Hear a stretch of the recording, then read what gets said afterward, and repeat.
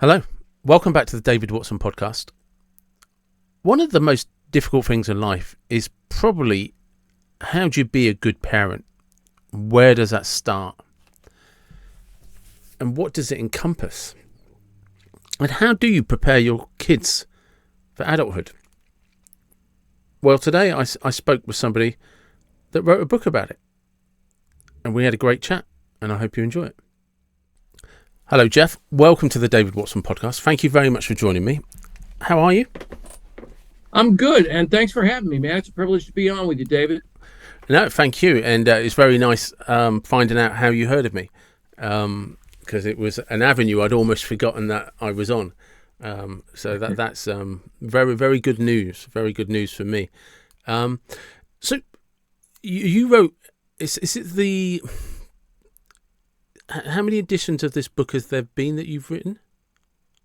Two editions and 4 lessons from my 3 sons. You bet. Yeah. So tell us about your sons first. Just who are they? Sure. I have 3 sons, and their ages 29, 28, and 29, 27, and 24.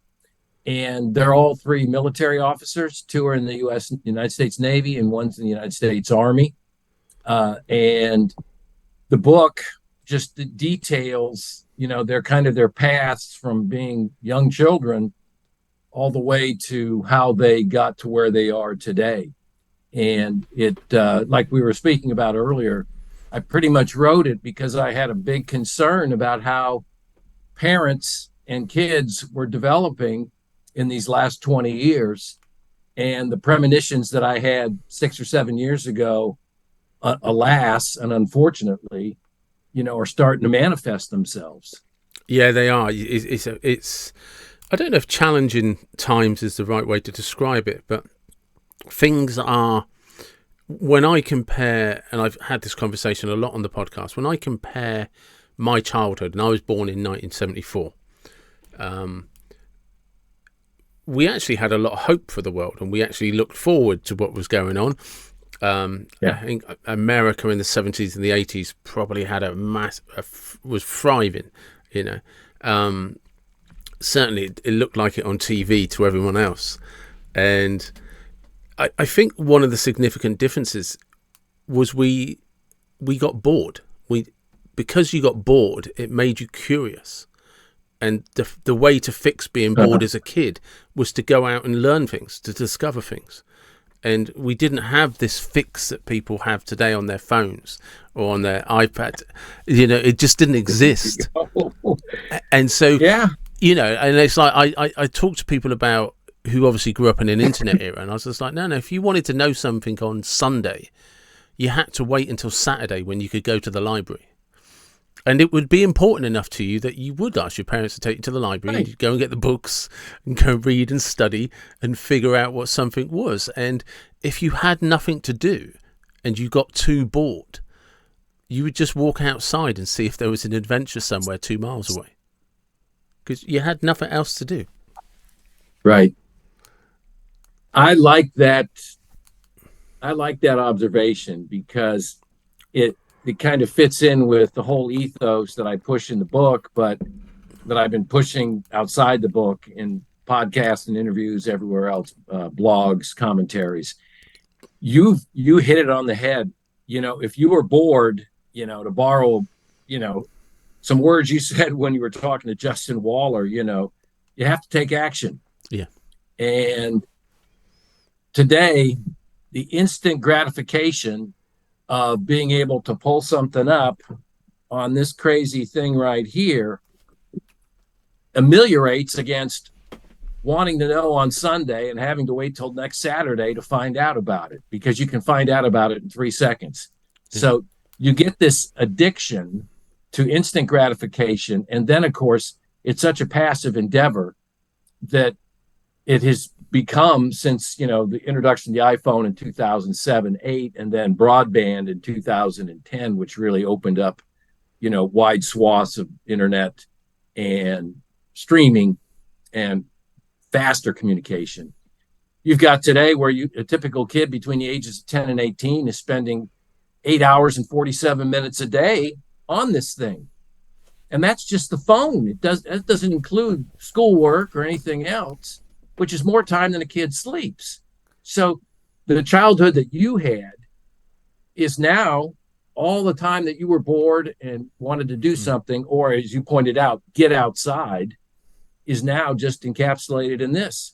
And when you have a passive society like that, you get the numbers and the kind of manifestations of, let's say weakness or shyness or frailty that we see in this generation today. And, we can say, oh, it's David and Nelligan just, with their anecdotes, but the numbers behind it are all there. Yeah, like you said, the numbers don't lie. And No. one of the things that I've noticed with people, and it's almost one of the reasons I started a podcast, is because I do these little, like, 1 minute, no more than 1 minute videos. I used to do them 5 days a week. I now just do 3 a week. There's like 2,500 on my Instagram account, and they're just mental health solutions, But one of the reasons I did them is because I was doing them for somebody else, and then I didn't need to do them anymore, and I just send them these little motivation videos, and then I realised I quite liked it, and then I was going to put them on Instagram, but I suddenly realised I was worried what people think. What will people think of you? People will laugh at you. Who the hell do you think you are? And I kind of mulled over that for a few days, and I was just like, that's not a good position to be in, that you're worried about complete strangers who you've never met, all because you've become soft to any resistance about leaving a comfort zone where you demand everybody's approval. And if it's not a success, and if it's going to fail, and if people laugh and mock you, you're afraid of that, and you haven't put a single video out yet. So I did just start doing videos, and naturally some people laughed, some people mocked me. Sometimes when I look back if I bothered to look back at old ones, I'd be like, what the hell did you think you were saying? What did you think you were talking about? But I've never deleted a single one because they reference a starting point.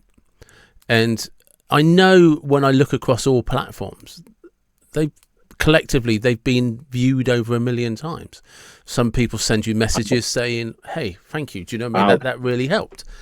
Now, yes, but I was so close to not doing them because I was worried about some person I don't know exists might have an opinion about what I'm trying to achieve. And all I was trying to do is explore an avenue where I thought I could be helpful, and that was important to me. And then the same thing happened with podcasts. When I wanted to start a podcast, I'd wanted to do them for years, and I was always trying to team up with somebody to help me learn how to do it, how to know.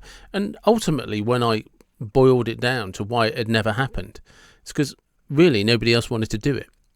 And the only reason I was asking other people to help me was because I was too scared to do it on my own. Again, what was I afraid of? Oh, what people who don't even know I exist, what they might think of me.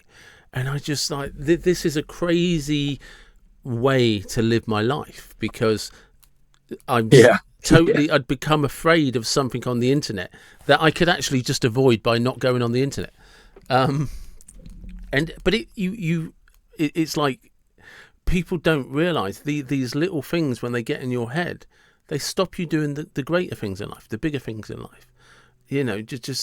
And they're little challenges, and all it required was for me to step out of my comfort zone. And now I'm 20 minutes into a conversation with somebody that I only met 20 minutes ago, and we're talking like we've been friends for 20 years. Yeah. And, you used the word soft. I really like that. I mean, I like the word soft because I think that too many of today's, this generation that we're talking about, Gen Z, born 1996, 97, and the youngest millennials prior to the few years prior, they're soft. Yeah. And they don't take risks. And they exhibit those signs, as I said earlier, of frailty.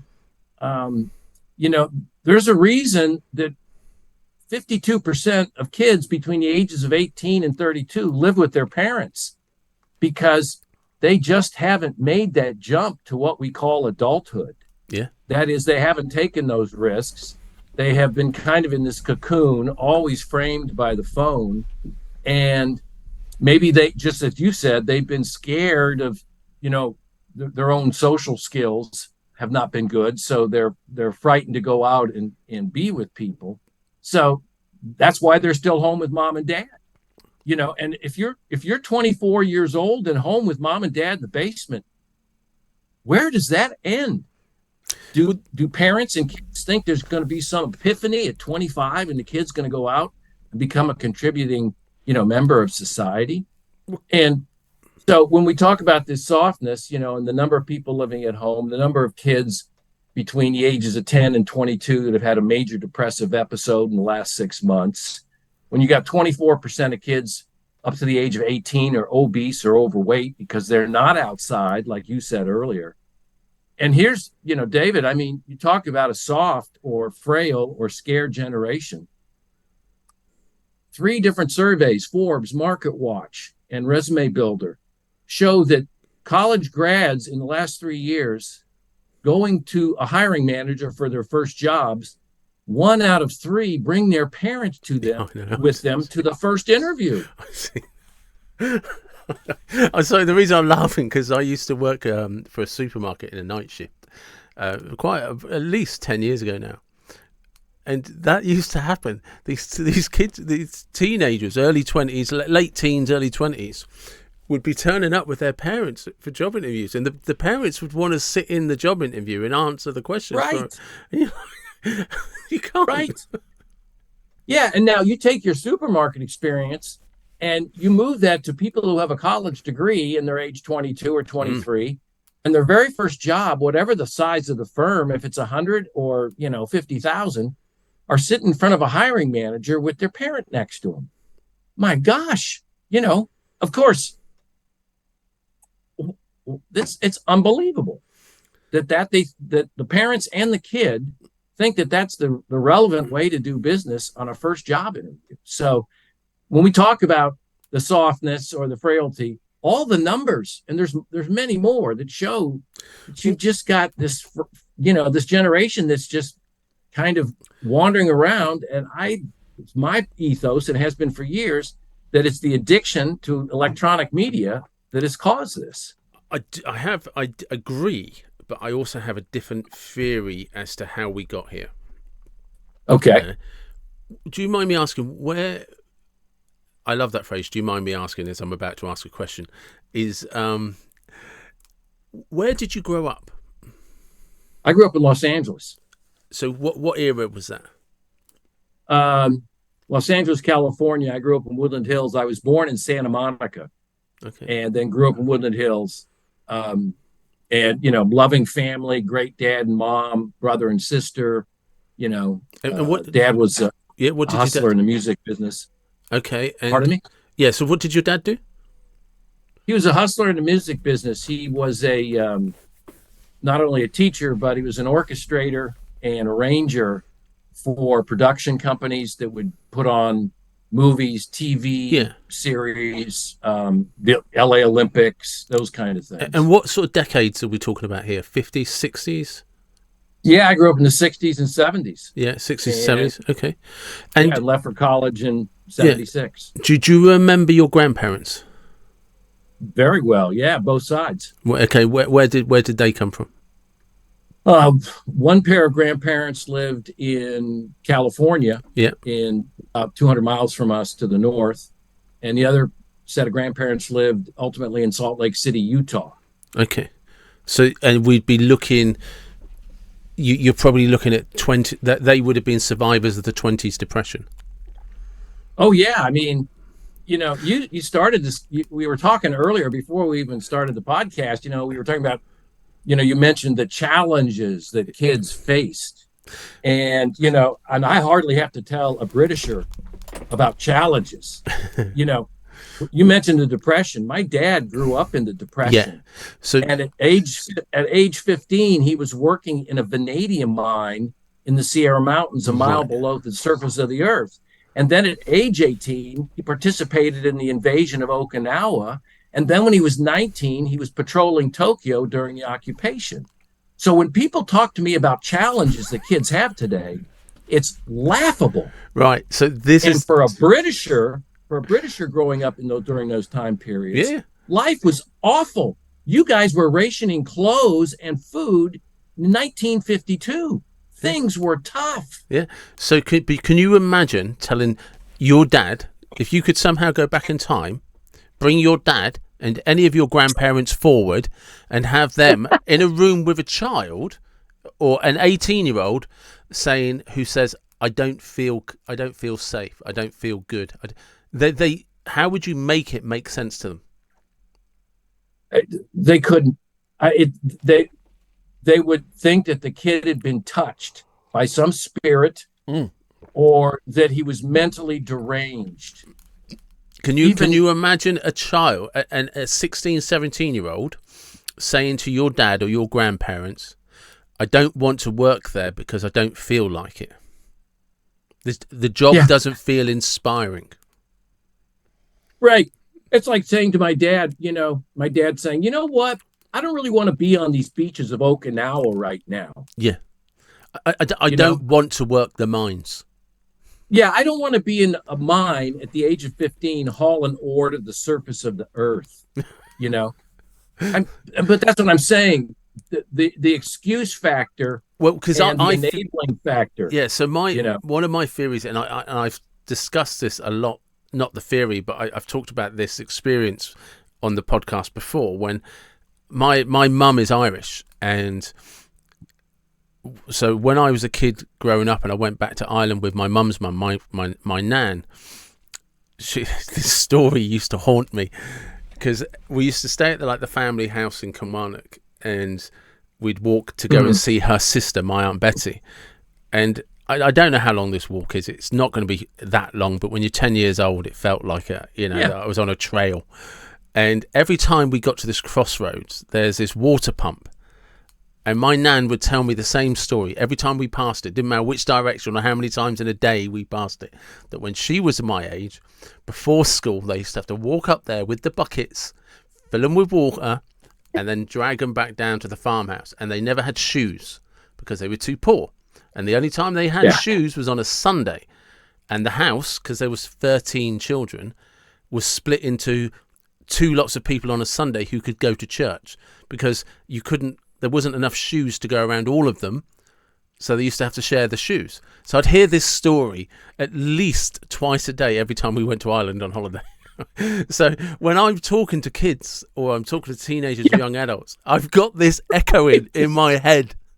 My gosh. So whenever I'm feeling uncomfortable, or is this a bit of a thing, or was this a bit of a thing, I can hear my nan echoing in my head this story about the water. And she'd be 10 years old, if not 8. And I have no, like I was saying, feeling afraid of what somebody would think. And my nan would just be like, why do you even want to talk to people on whatever this internet web thing is anyway? Why aren't they just minding their own business? Because that's how she was.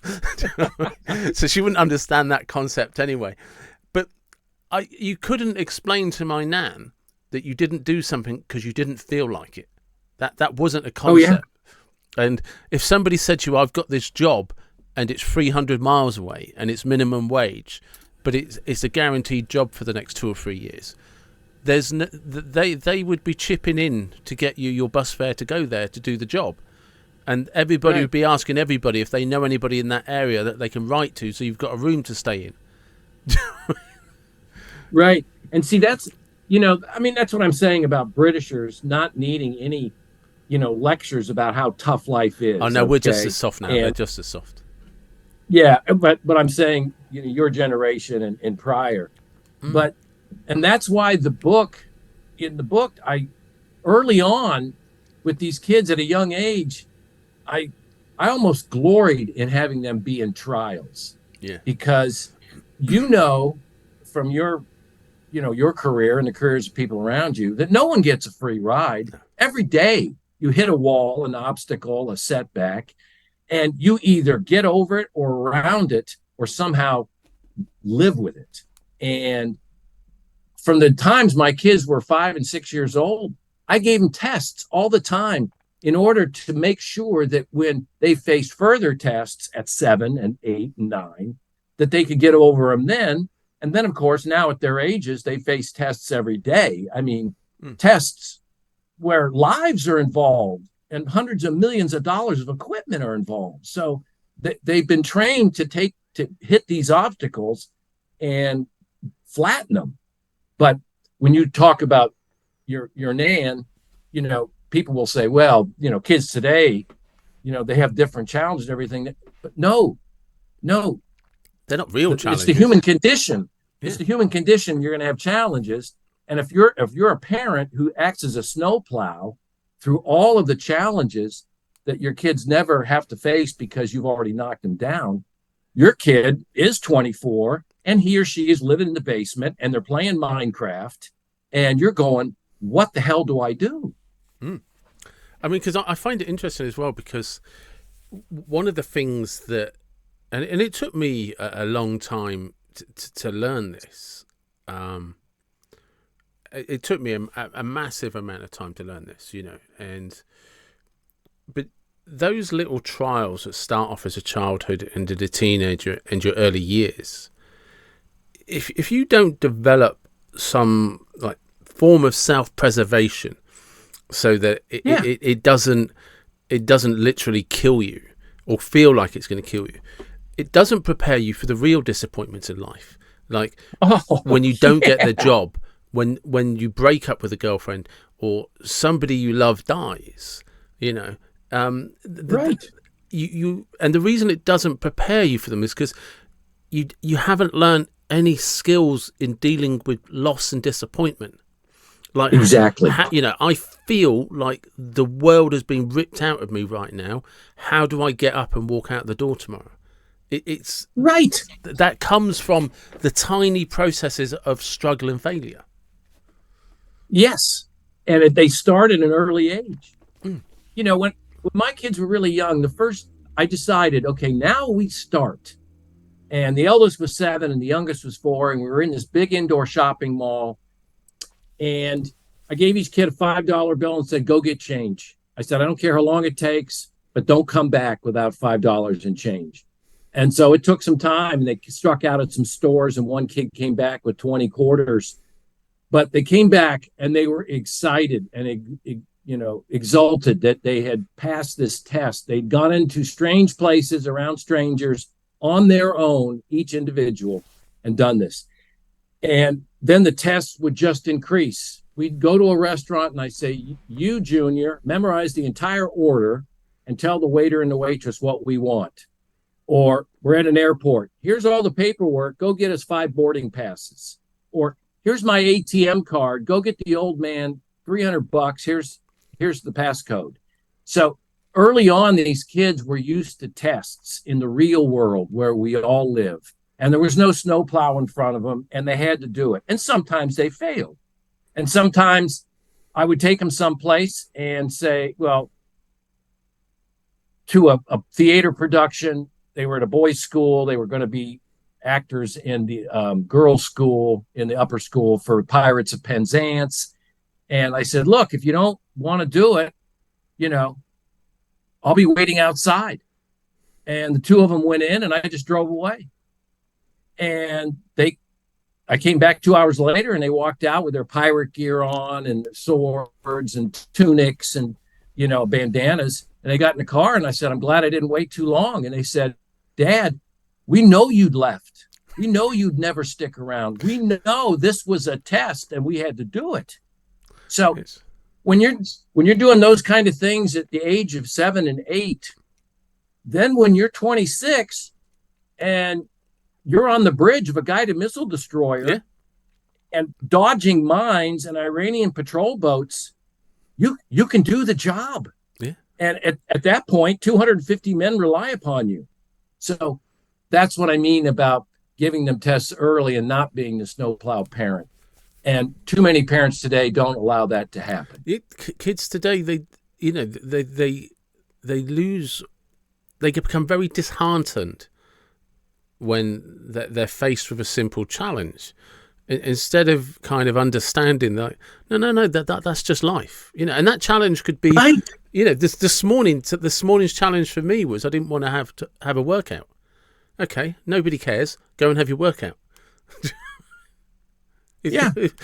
Nobody cares. Right. You have to do it.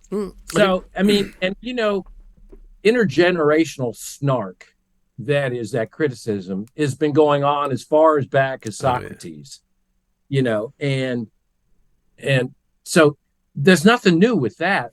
But the idea is these days, there's a real reason for it, because we're not producing adults that can take over as the next generation should, as every previous generation has taken over. It is. I was talking to a chap on here once called Zuby, and he's been to Washington actually, and I was talking to him about this thing he used to do. He was when he was a rapper. I think he still is, but like back in the day of CD sales and stuff like that, he used to just print off all his CDs and then go out in his van, go to a shopping mall, and just sell them face to face with people, and just meet and greet people and try and sell these CDs. And he said one of the things he taught himself to do towards the end of the day is, rather than get 5 more sales before he could leave, he had to get 50 rejections. I like that. Yeah, so did I, because I was just like, that was a valuable lesson. You cannot, because you've got to get rejections. He said, because he said the whole day is about being rejected in a sense. He said, even though you're making sales, he said, but if I said, right, 5 more sales, no, get 50 more rejections, because that's the thing that is going to harden you up to come out again tomorrow. Right. And that's a great actionable idea. And I think parents today look for those, whenever I talk to parents or kids, or, do these podcasts or write commentaries, people always want to say, well, what are the 3 things I can do right now? My kid is 6 years old. And I will say, number 1, no screens at all. None. I don't care if all their friends have them, or if you give them a little iPad to play with while you're doing something else. No screens, and they shouldn't see you with a screen.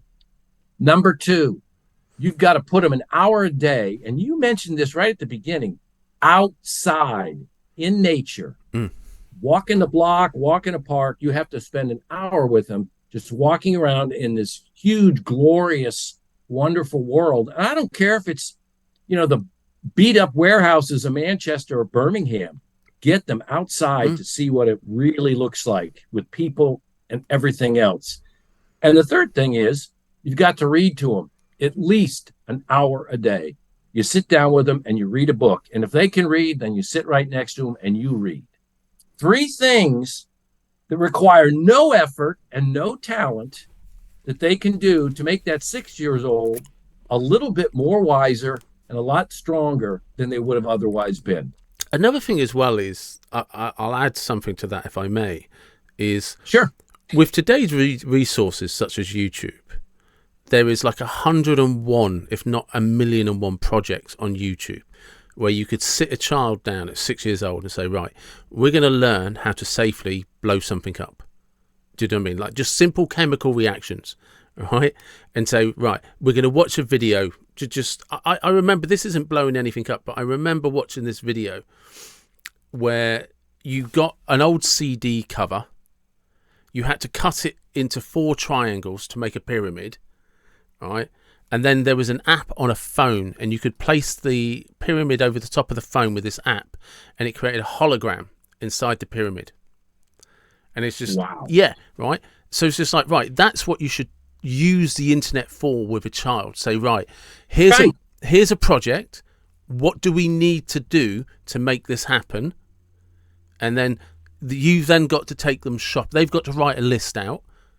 You've then got to take them shopping to get those bits, and then you've got to plan a day where you sit down and do it.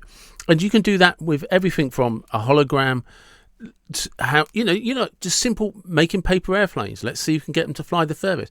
If you have a little project every week where they know on a Monday night they've got to sit down, research something, come up with a list, and then you and that child are going to go out one evening and buy those bits. The child's got to learn where to get those bits from. They're always Right. projecting And the kid's got forward. to buy them. Yeah. And The kid's got to go in and buy it himself or herself. yeah, and Yeah. you're always getting them to look forward into, and I don't mean looking forward as to enjoy it, but actually looking forwards to, right, so I'm going to do this on Monday, and on Sunday, me and Dad, me and Mum, whoever, are going to sit down and build this and make it happen. Yeah. And like, I don't know if you did it. Me and my brother did this once. We went a little bit overboard, but my sister's got two children, Lillian and Mason, and when they were a bit younger, they'd never seen a Mentos rocket. Where you just fill them up, right, with Mentos and just let them explode. So me and my brother, we went a bit overboard, and I literally bought like 40 bottles of the cheapest Coca-Cola and like 200 Mentos, and it was carnage for about an hour of just like trying to make different ways to get these things to just explode and blow up, but they've never forgotten it. 10 years later, they've never forgotten it. They all understand what Mentos do in carbonated drinks and stuff like that. What you described too is not passive. No. It's action. Like, I go back to what you were talking about with, Waller. Action. Yeah.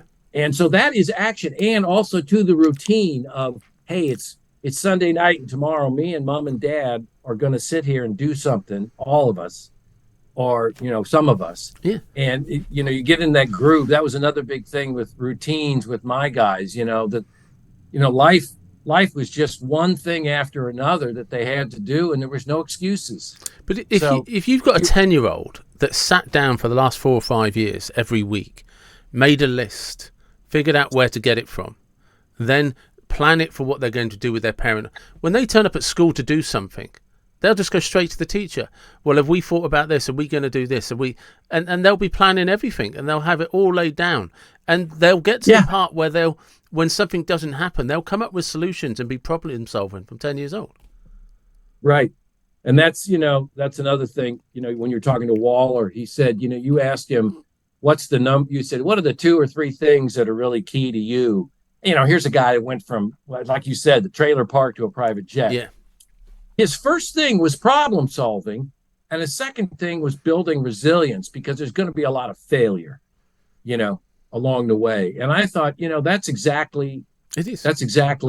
The problem solving is key, because if you give up at 7, you're giving up at 27. Yeah. If you get in that habit of giving up, you're always going to find an excuse, or you're going to just walk away. And then at 27, you have no hope. You're doomed, because you're not going to get the personality traits suddenly, like I said earlier, epiphany to change things in your life.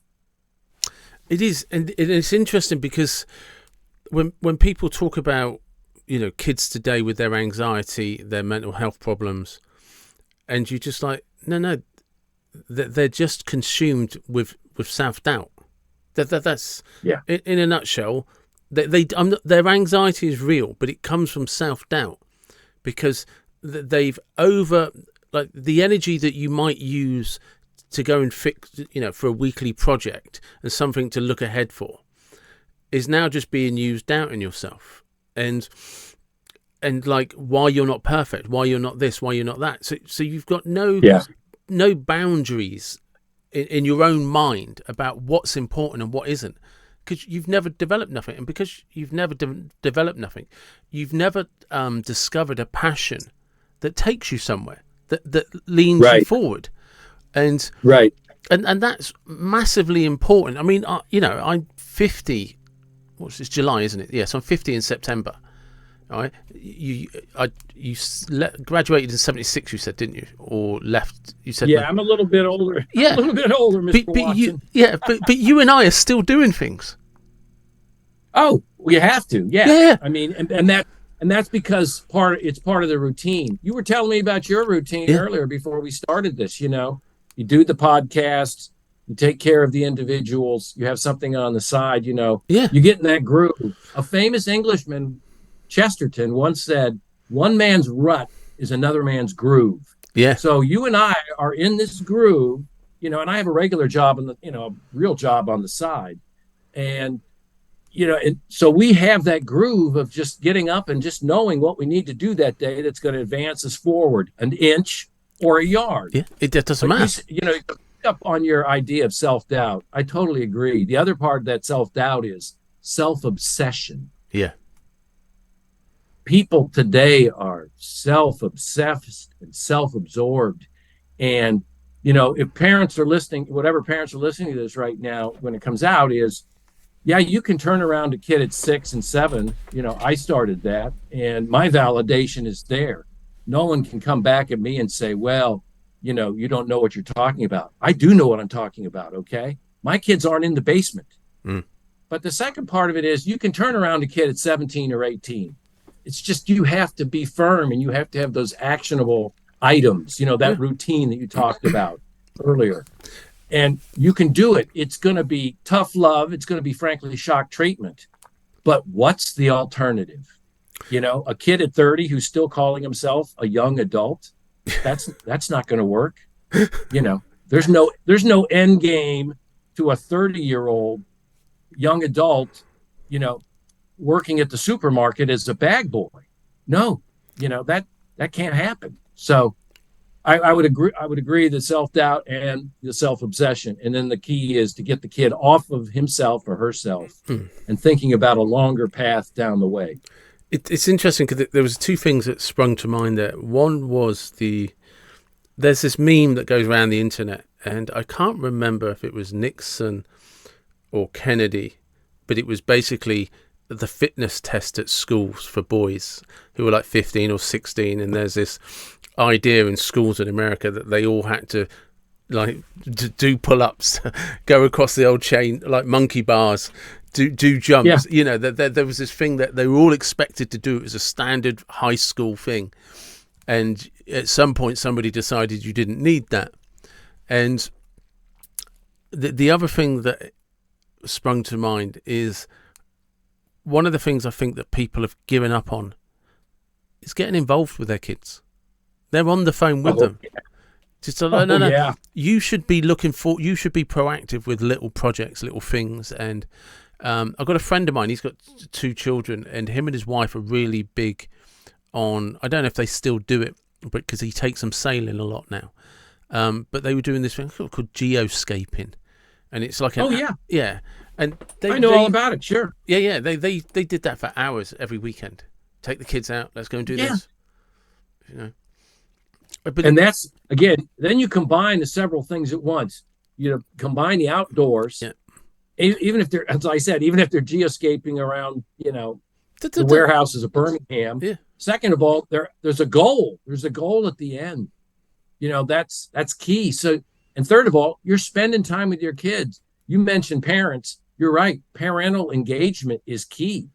And the parental engagement, again, has lagged because their kids on a phone 8 hours or 9 hours a day. And where's the parent? Yeah. Where's the parent that allows that to happen? My gosh, because the parent's always sitting there scrolling away. Yeah, I mean, I was talking to my friend the other day with his son, and he was saying it was like the other weekend. It was a bit windy, it was a bit wet, but they were due down the sailing club because he's got to get his hours in to pass his test or efficiency test or whatever he is, and he's only about 8 or 9 years old. He's like, and he's just looking forward to it. He knows it's going to be cold. He knows it's going to be wet. He's just going to pop on his wetsuit. And he said, 5 minutes later, he's whipping up and down the sea, doing his turns, showing off to the instructor, all in, Yeah. But only because my friend drove the hour to take him down there to go and make him do it. Because that's his job. And that's a great thing. I mean, one of the themes that I hit, and I know it's as important in England and Britain as it is here, is the force of athletics. Yeah. And the athletic metaphor is easy to use, particularly in this country where kids, play athletics, beginning with soccer and then moving up. But the great thing about athletics is, number one, you've got the camaraderie of a team. And even if you don't like a couple guys on the team, you've got to get along with them.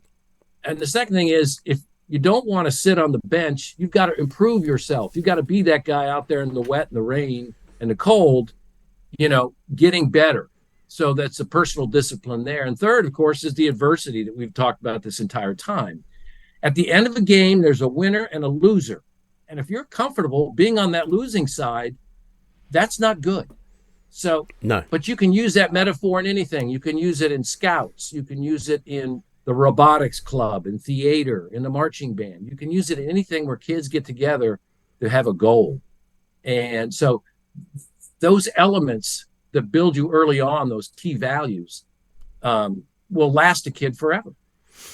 It is, because it's funny how, yeah, I mean, it's easy for us. We've got to be careful we don't sound like grumpy old men, but you kind of, I think it's funny that there's a comedian called Jimmy Carr, and he's been doing the rounds on the American podcast, and one of the things he mentioned recently is, he said, if you think of your heroes from 100 years ago, try and explain to them what a hot shower is, because nobody ever had a hot shower 100 years ago. It didn't exist. And I was talking to somebody about this on a podcast, is we've become so comfortable in life, we're making things, it's becoming a hobby to make life artificially difficult. And people now have ice baths and cold showers, where once upon a time that was your only option, and it wasn't considered difficult, it was considered clean. It was a basic, a basic test in life was hygiene. And by the way, there's the river. You stink. Get in it. Yeah. Well, it's, it goes back to the self-obsession we just spoke about, that people just looking at themselves and how can I do this or that, or be, that also goes back to Nan. Yeah. Nan, who knew what a shoe meant. Yeah. And today, she people, loved that story. Open any closet in America, and you're going to see dozens of pairs of shoes, and probably in Britain as well. Oh yeah. And so it's probably why I have a shoe fetish. I have far too many shoes for a man. Yeah. And I just realized where it come from. And see that comfortableness, that ease of living has made us more, conversely, unstable and, needy and self-absorbed.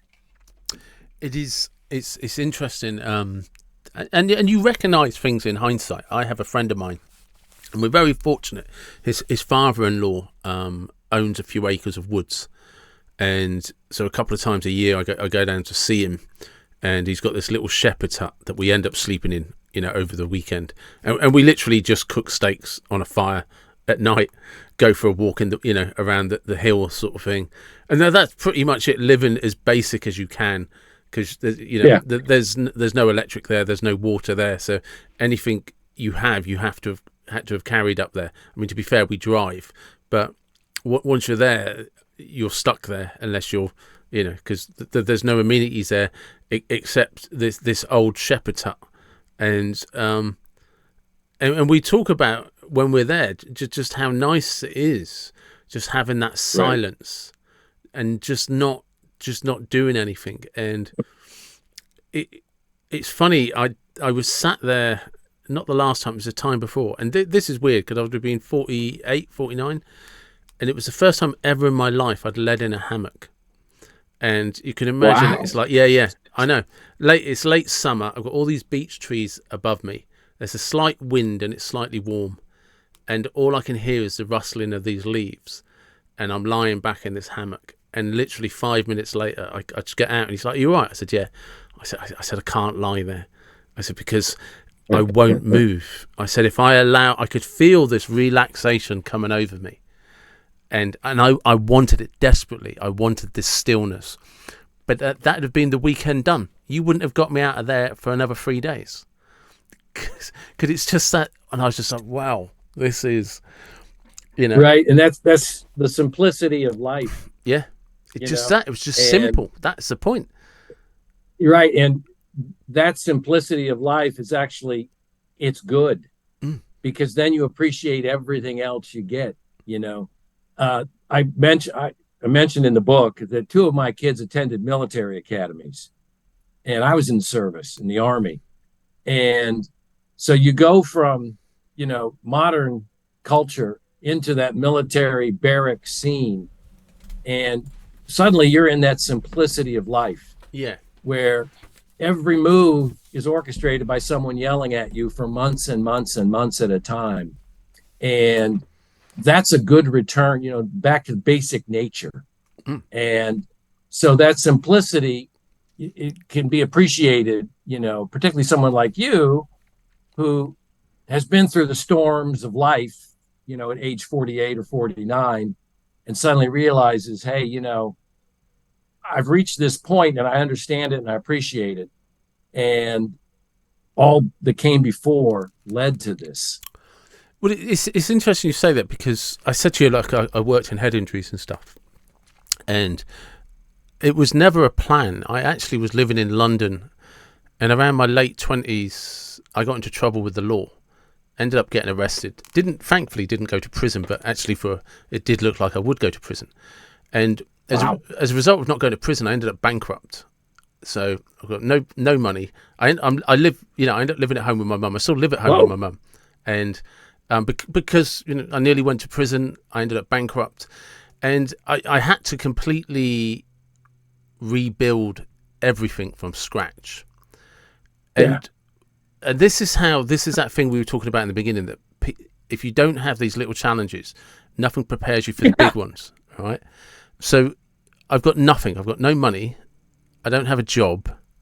I did go back to college and start doing tree surgery with my brother, and discovered then that actually this isn't for me. I don't like that. So that was another challenge. That wasn't, trained as a counsellor, realised no, I don't want to be a counsellor. I prefer coaching and stuff like that. I prefer being proactive and moving forward, as to just kind of sitting in the same emotion with no plan of how to sort of evacuate yourself out of it to move forward. And then I ended up doing some creative writing classes. I thought I'd write a book or something, or I don't know, discover my inner Wordsworth. And it was in one of these writing classes that there was an occupational therapist there who was having problems with a young male adult with a head injury, because he could be quite aggressive. And she offered me a job. And I was just like, and I explained the situation. She was like, "No, that's good with me. Everybody deserves a second chance." And she later said to me that basically, you could imagine, I'm doing tree surgery and stuff. I'm fit, I'm lean, and I had a skinhead. I had a bit of a goatee beard, and she said, "You just looked like a thug, and I knew he'd be scared of you." She goes, "But once I was talking to you, I realised you were far from that." And I've been working in head injuries now for 16, 17 years. Wow. And see, that's a redemption story. That's great. It is. And now, now I do podcasts, and now I do hypnotherapy, and now, you know what I mean? I do all of these things from a catastrophe. The seed of everything I do today started in a catastrophe. But if I hadn't had problems to start with going up through life, exactly, and that goes right back to what I was talking about adversity. Adversity is good. It is. Yeah, one door closes on you and another door opens, but it's hell in the corridor. Yeah. Waiting for that other door to open. Oh, it is, because you can imagine my whole life I'd fantasized about living in London and being a massive success. And I moved to London, and it was a disaster. It was a catastrophe, and brought it all on myself. And what one of the hardest lessons to learn was when I've come home. You're facing the friends, the family, your tail's between your legs. Everybody knows you've been a dickhead, and you've realised, I did this to myself. It's no one else's fault but my own. I did it all to myself. Exactly. And that's what I mean about adversity. You get through that challenge, your redemption story, and then how much stronger you are after it. No one wants to go through it, but if you don't go through it, you end up at 30 or 48 just kicking around, not doing much, still waiting, and you've been enabled your entire life, so you just keep doing it. That's what I mean about the shock treatment that parents need to, For me, the shock treatment kids. was the judge, but I get the idea. Right, and every parent's got to be that judge to say, look, this life that you're living at my home, using my internet bandwidth, is ending. And this is the 4 things we're going to do going forward. and it's going to shock you. But guess what? There's no alternative. So your story is, it fits right in with the whole ethos of Yeah. raising kids, raising, young adults. And it's and that thing I was saying to you earlier about the little videos and stuff is when that self-doubt kicks in, that you realize is something you want to do, but you're afraid to do it. It's like, no, that's the same guy that got into trouble because he was afraid to take a chance. He was afraid to go after something he wanted. He was afraid of what other people would think about. That's how I ended up down that spiral, is because there were things I wanted to do, but I was too scared to go and find out about it. I was too scared of what, the people I was hanging around with might think.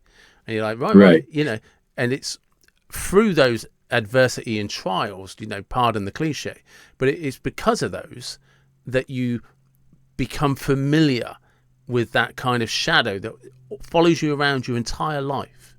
And if you let that shadow get in front of you, you just it's just darkness. And it's when there's something you want to do and there's that little bit of self-doubt steps in, it's like that's your challenge right there. Pay attention to that, because you're going to let something creep in that's just going to engulf your entire life, and you have to snap out of it. And and that's how these podcasts started, because there was that little bit of self-doubt, and it's like what is so crazy that you've become physically and emotionally afraid of asking somebody, hey, if you think about it on paper, you and I are having a conversation because you reached out to me because you'd seen my podcast and you've got this book that you want to promote and you want to talk about and you want to empower people's lives.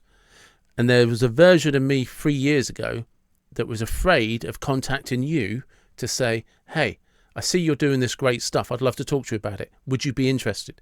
I was afraid you'd say no. Right. And it's, and it's just like, and it sounds really simple, but it's just like, that stops people in their tracks. What if somebody disapproves? What if somebody says no? Move on. It's not for everybody. The amount of rejections, this podcast nearly ended last year because I just got worn down with guests just saying, people just were not even replying to emails, not even replying to DMs. Oh, yeah. Right. And then I found a podcast company found me and said, hey, you've got this podcast. Would you be interested in guests? Yeah, of course I would. And I had some no, sorry, that's wrong. I got an email off a publicist in New York who had somebody that was promoting a book. Would you be interested in having your podcast? I was like, yeah, I'd love to. And before I knew it, I had about 7 or 8 publicists in the space of a couple of months reach out to me. Right. And by October, I was booked up until the following year, until 2024. And then the podcast guest people reached out to me.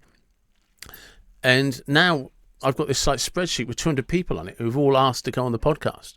And I'm booked up now until October. That's so great. Yeah, but I nearly quit because it got a bit difficult. Right, but you said it great. You got over the rejection. Yeah. Rejection is that's like I said earlier, that's the human condition. Yeah. And the strong-willed person is the one that gets beyond the rejection and the next one and the next one and keeps driving forward, because giving up is not an option. And that's what too many kids face today, and too many parents are not willing to sit down and say, look, this has got to end. The shock treatment's got to end. Just like you said, well, I'm going to send, 3 more emails and I'm going to try this or that, Just got to do it. I'm conscious of our time. There's a couple of things I wanted to just go through from the chapters of the book. Sure. And just for, actually, I'll speak to you about it. I'll mention that to you afterwards. But going down the list, explain Just Get the Ball, Louis. Sure. I mean, Just Get the Ball to Louis, was the idea a kid has to have, and an adult, 50-year-old David, everybody has to have self-awareness about how they fit in wherever they are, whether they're sitting in a classroom or on an athletic field or walking through a mall or driving down a highway. The self-awareness. And the whole idea of that chapter was, these kids were on a lacrosse team, a high-end lacrosse team, full of guys who would later go on to be college all-stars. And there was one guy on the team that was superlative. And always when you were in crunch time, when the game was on the line, you had to get the ball to this kid because he was the only one that could score.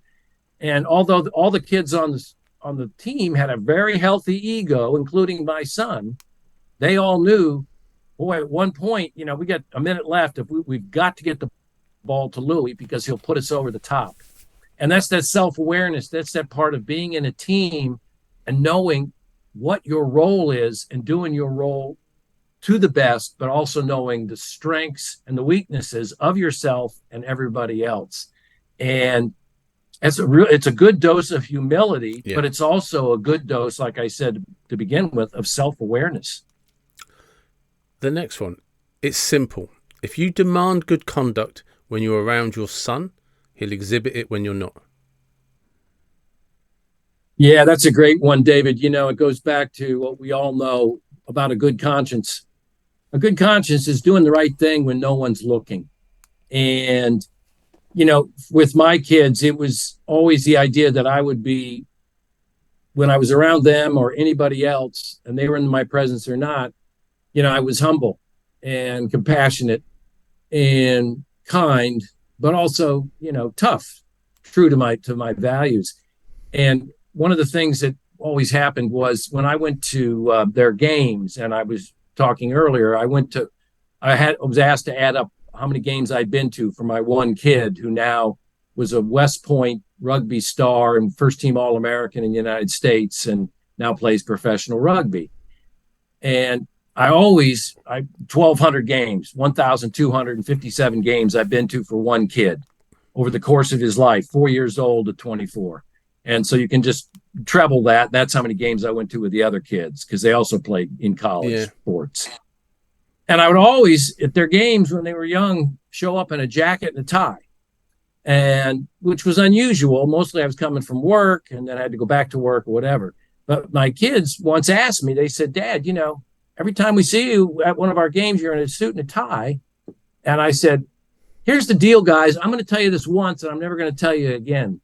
These games are important to you and they're important to your teammates and your coaches. And I know how hard you practice. So I'm showing you the respect you deserve. And they were kind of shocked and they said, wow.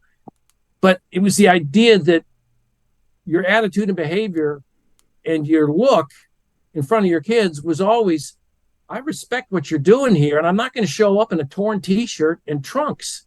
This is important. So that's what I meant about the idea of if you model the behavior, your kids will not only replicate it, but they'll appreciate it. I like that. I'd never thought about that before, but that's that thing, like you say, when your kids are turning up doing something week in, week out, show them the respect they deserve. Yeah. Next one, read the crowd. Oh, situational awareness. Early on, we gave the example earlier, being in the mall, being able to just walk away from dad 100 yards and go into a store full of strangers and get change for a $5 bill. I always impressed upon them the idea that wherever they were, school, out in the community, the neighborhood, malls, at big events, that they always had a sense of where they were, who was hot, who was not, what was perhaps dangerous, what was good. And it always paid off because whenever they came into a situation, they immediately took a scan of where they were and just knew exactly what they had to do and who perhaps was, on their side or not on their side. And it pays off. My kid is, 6 years old. He's sitting at a mall at a big birthday party, and the irresponsible parents take 12 kids into a theater in the mall and leave 3 kids in the food court. And one of them is my son, and then 2 of them are his pals. And of course, these kids realize they're alone, and the 2 kids start crying. And my kid says, wait a minute. My dad once told me at a college football game, if you're lost, you can't see anything because you're so short. So just look in the crowds for that guy or that girl with the stripe running down their pants and that's a security officer or a soldier or Yeah. a security guard for the mall, and just run to him and grab him by the leg and say, "Hey, I'm lost. I need help." So they did that. These three kids did it.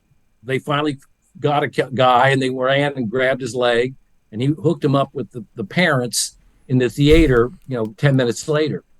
But the idea was my kid at 6 years old didn't panic. Yeah. He knew exactly what he had to do in a situation that the other two kids were absolutely, uncontrollable tears.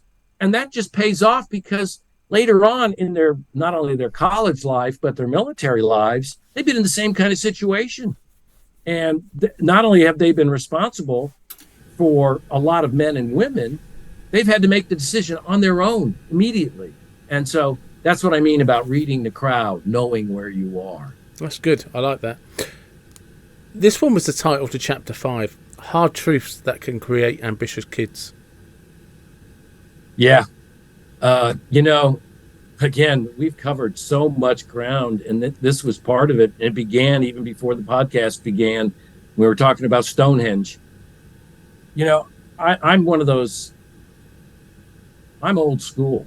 I guess an old school is new school because human values never change, and they've never changed over the course of, 5,000 years.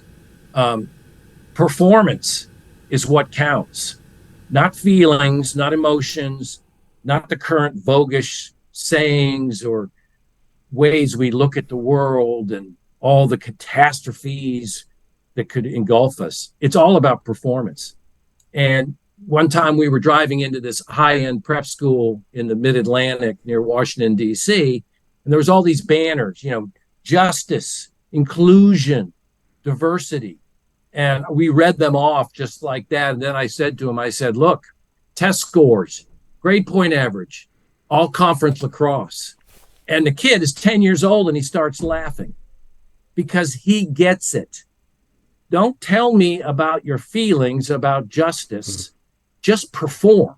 Yeah. Because you're going to be on a field in an hour where people don't give a damn about how you feel about justice. They want to see if you can hit and throw the ball and run faster than the other guy. And so I told them that's your coaches and your parents and your neighbors and your peers at school and your teachers. They care about how you perform, not about how you feel. And so that's what I mean about a hard truth. The last one, the world rewards and respects accomplishment, period. If you think otherwise, paste on a big smile when your kid announces he or she has just failed a class. Exactly. We go back to performance. I don't, here in the United States, there's always the applause for every kid gets a trophy at the end of the season. And that, there are no right answers in math. No. And that whatever you do, you can have a second chance, and that everyone is equal. There is no quality with equality. Okay. There are some that are better and some that are worse in any endeavor of life. Otherwise I'd be playing professional basketball in the NBA. Okay. But I'm not, because I'm not equal to the guys who can do it. And performance is, to go back to your earlier comment, that's everything. Because if you're happy with the kid that doesn't perform, then the kid does bring home an F, and you sit there and go, well, better luck next time. Well, guess what? The next time it's going to be an F, and the next time and the next time. If you don't hold your kid to a standard, then the kid has no standards. And any society, any home, any school, any community that has no standards becomes absolute chaos. Yeah, it does, hands down. And my last question, which you're probably familiar with because you've watched some of my episodes, which is one I always ask at the end, and I do it purely for shits and giggles, really, is if you could go anywhere in time in history, where would you go? Why? What car would you drive, and what music would you be listening to? Okay. Anywhere in history. Mm-hmm. probably 30 AD. You know, the beginning, the real beginning of Christianity. Yep. And I say that because the power of Christianity is has been huge, massive, you know, unbelievably important in the development of our society. And we go back to that guy you were interviewing who wanted to commit suicide and found the power of God. Yeah. Yep. There are countless stories like that. Some, of course, not up to the edge of suicide, but to that idea of deliverance and redemption. So I would have loved to have seen how that evolved from, one man and 12 guys who were just, working class fishermen and taxmen and everything else, laborers, into what we see today. That was the genesis, the true genesis, Yeah. beginning of it all. In terms of a car, I'd like to drive a Humvee, and I'd like to have Van Halen's greatest hits, on my 8-track player. Oh, yeah. It's got to be an 8-track, hasn't it? Gotta be an 8-track, baby. That's perfect. Thank you very much. I've really enjoyed talking to you. Thank you, David, for having me. I appreciate it. You're welcome. And there you have it. I hope you enjoyed that episode. As I always say, thank you very much for listening. Thank you very much for watching. And yeah, what do you think about that? I am a believer in adversity. It does help, even though it doesn't feel like it. It's always rough in that moment. And maybe there's lots of things you heard there that you share similar views with. I will make sure all the appropriate links are in the description. And yeah, if you're wondering as a parent, if you can do more, could you do better? Do you know what? Maybe because it concerns you, you're a far better parent than you might realise. I hope this episode does help you. And as always, wherever you are from, whatever you believe, please do take care and be blessed. And thank you.